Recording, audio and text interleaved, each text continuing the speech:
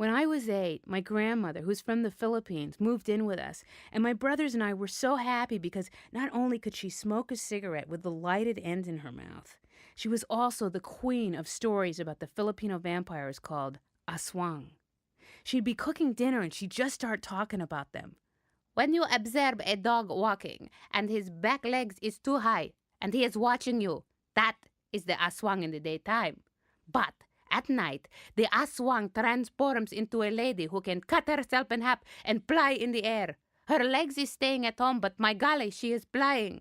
Aswang is the number 100% scaredy naman. She have a long tongue, thin like a straw and sharp like a needle. She go on the ceiling over your bed and she is watching you because, kasi, you don't mind your grandma. You throw your clothes everywhere, my golly.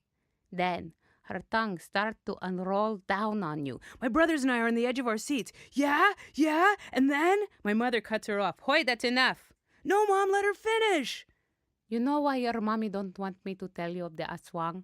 Because she believes on it. Mom waves her off. No, I do not. She does.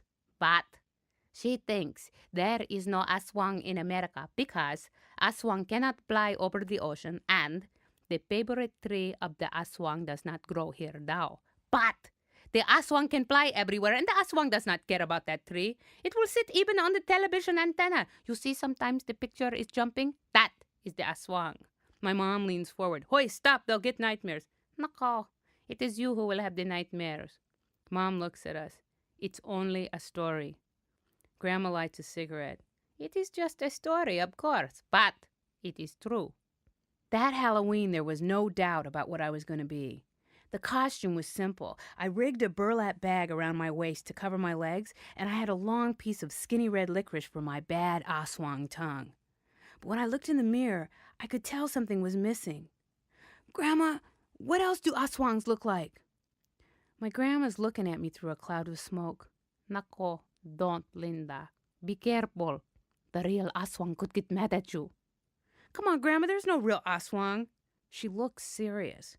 Well, anyway, I'm just telling you. That was the night I learned that you should always listen to a woman who can hold a live coal in her mouth. When I woke up Halloween morning, the walls looked like they were breathing and I had a fever of 103. Grandma, the aswang got me. My mother bends over me. You have the flu, Lynda. It has nothing to do with the aswang. Grandma touches my forehead. Yes, darling, don't worry about the aswang because, anyway, it is daytime. Right now, the aswang is a dog. I spend the day on the couch drinking 7-Up and shivering under blankets. I missed the school Halloween party. My brother Michael told me about it.